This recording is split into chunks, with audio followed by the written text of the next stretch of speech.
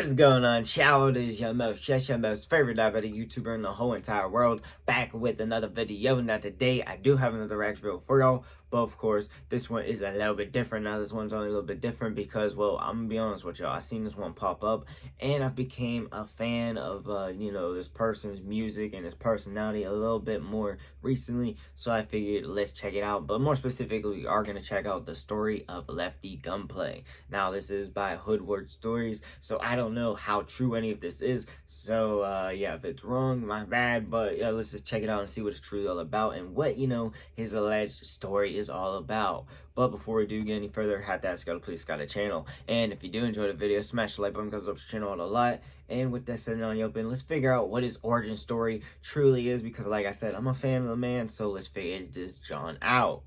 Figure this John out like we're fucking dissecting a Dr. Seuss book or something. Let's just get into it, my bad.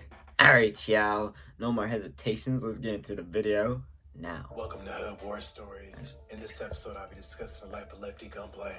Franklin Scott Holiday was born on April 28, 1994, in Baldwin Park, California.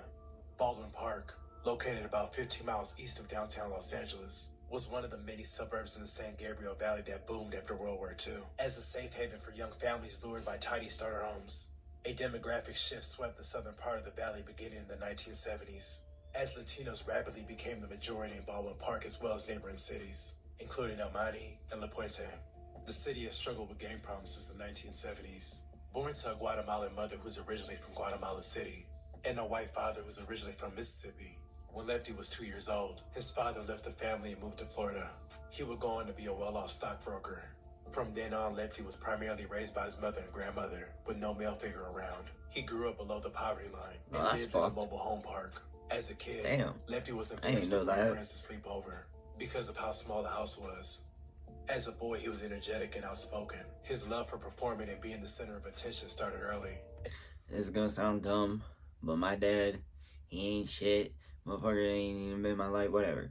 But when I hear musicians low-key have that, that's one of the big reasons that I started liking rap back in the day. So, that's a little connection for me. So, yeah, I'm just gonna say it's gonna sound fucked up, but I like that a little bit because I feel a little bit more connected to his music a little bit. Like, not over whooping or anything, but like, I just gotta admit, that's one of like the original things that brought me towards like Biggie Smalls and shit.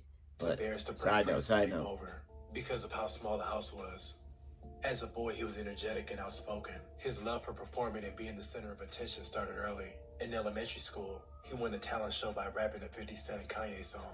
This was the era where Kanye released College Dropout and when 50 was in his prime. Lefty wrote his first rap song in the 3rd grade. When he was 12, he was getting bullied and beat up by two of the more prominent gangs in the city, Northside Bowling Park and Eastside Bowling Park. By age 13, after constantly getting into fights, he decided to join the KHA gang, who fully embraced him and provided him with protection and those male figures he didn't have growing up. KHA, which stands for Kings Have Arrived, was a tagging crew that began around 1991. Their vibe was to hang out, ditch school, throw parties, and smoke weed all day. When Eastside Bowling members came around, KHA would stay quiet and avoid eye contact. Initially, they wasn't on that. They just wanted to tag the city up. Early on, it appeared the requirements to be in KHA was to be a pretty boy or come from a family with money. That would lock in an invitation. By the 2000s, KHA made the transition from a tagging crew into a gang and added the 13. In Southern California, tagging crews turn into Sereno gangs when a tagging crew's big homie or someone with high status goes to prison or the county. He'll hit the main line and get approached by numerous gangs, depending on his get down. If he earns the respect of the fellow 13 gangs, the OGs will give him the green light to become 13. When he gets out of prison and hits the block, he'll spread the word to all the little tagger homies to get with the program that they're a gang now. Lefty would go into juvie when he was 14, and that's when he upped his fighting skills. Fighting against black gang members forced him to elevate his hand-to-hand combat. He was released at 17 and attempted to go on a straightened path. He played varsity baseball and football. At wide receiver, he scored 17 touchdowns. I was about to say, he probably a running back or wide receiver. And went on to graduate in 2012 with a 3.0 GPA. He joined the fire department's support program and was about to get into the Army. It seemed that he was headed in the right direction, but his gang ties sucked him into making decisions that were counterintuitive, going on late-night missions with his homies, getting arrested for whacking out an enemy's hood, then having cocaine in his sock. The gang and the drug use took over. Lefty began robbing houses. This was the time YG dropped Meet the Flockers, a song from his 2014 My Crazy Life Nah. album. During this period, a wave of primarily black males would target specific areas in LA County. Lefty has openly said the song inspired him to commit knock-knock burglaries. He continued to take a deep dive into the gang world, far from his pretty boy days when he was into his swag era phase. The mid-2010s would be his most active gang years. He claimed he was going out every night looking for enemies to shoot. At this point, KHA and Eastside Allegedly ended their alliance and were now rivals. Allegedly. KHA was applying retaliatory pressure to them in Northside bowling. Sporadic shootings in a brief period had the city hot for a minute. One night, Lefty and a homegirl would go out to a flyer party. Things escalated between Lefty and a few guests at the party, where Lefty would allegedly open fire on a crowd with bullets. Surprisingly, no one was hit. Lefty has claimed he took a deal and spent the next 9 years in jail. But arrest records have recently emerged, showing that Lefty will be in and out of prison for the duration of that time. The arrests range from vandalism in 2015, to carrying a loaded firearm in 2019, to possession of a controlled substance in 2021, to an arrest for an addict in possession of a firearm, toward the tail end of his time inside. His cellmate Jack 5 encouraged him to keep rapping and put the battery in his back. When he was released again in 2023, Man, I didn't know that he was dropped several they're freestyles on connected Instagram at all like that. All In right. December of 2023, his single Certified Stepper and Did spent you find the out? attention of OTR Records. He ended up signing with them, which was a power move for Lefty. In February 2024, he dropped his debut project Rookie of the Year, featuring the standout track Boulevard Babies. He followed that project up with famous Gangbanger. In the midst of his rapid rise to fame, Lefty and a few entertainers exchanged back and forth shots over songs and on the internet. Lefty GunPlay a bitch ass nigga. Let's not forget who you really are. Bitch ass nigga just mad in his feelings because my nigga pulled up to his city, did a no jumper on Adams shit. You feel me? He's just mad because motherfuckers from Northern California is pulling up to your section in your area and making moves in place. But you ass niggas ain't never coming to the Bay Area making no motherfucking moves in place. Your whole swag, your whole persona, that whole shit, that's Bay Area shit. You motherfuckers out there is influenced by the Bay Area. You bitch ass niggas never used to talk like that, never used to dress like that, period. You motherfuckers say we was black wannabes and woo-dee-woo-wah. And now look at you motherfuckers. Bay Area influenced by us motherfuckers. Niggas can never be us.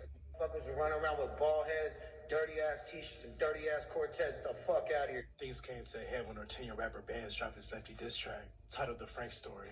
It shot the video in Lefty's hood.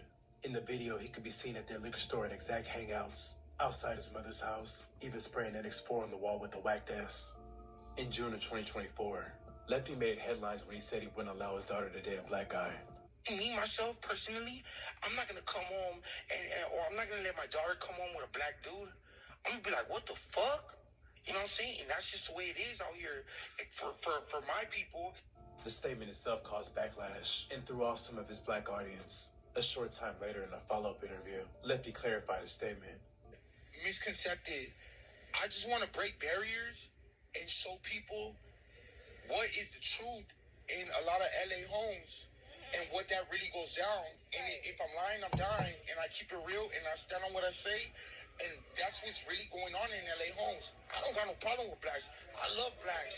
But a lot of this is going on in a lot of Los Angeles homes, in East LA, in San Gabriel Valley, in areas like that. Despite the controversy and active beefs, Lefty has shown no signs of slowing down, seizing every opportunity that comes his way. He currently has a movie with Richard Cabral in the works. He just got a new apartment, and he's selling out shows all across LA County. Right now, the stars are aligning for a kid that came from nothing. Oh yeah. Oh yeah, he definitely is on up. But I ain't gonna lie. Only speaking on aspects I really can, not like the alleged gangs shit and all that. Like, you know, that really doesn't have too big of a factor in my mind right now. If I'm gonna be honest with y'all, I don't know why this keeps messing up. But I'll be honest, the way that I see it, from everything I could tell from the interviews, from him talking, just from all this, you know, video as well, is that he's genuine, he's got a kind heart, and honestly just seems like a dope person. Like, I would love to, like, just low-key, like, just have a conversation with him. I feel like it would be interesting, it would be funny at the same time, and it low-key just might, you know, be mind-opening. I don't know. But yeah, I feel like he's low-key a dope dude. But let me know what y'all think in the comment section down below. Also, while in the comments, comment your boy, make all kinds of videos. So comment what you want to see. And yeah, that's all I got for the video. Peace. Oh my god, my hat's messed up too. Everything's dysfunctional in this video today. But yeah, peace.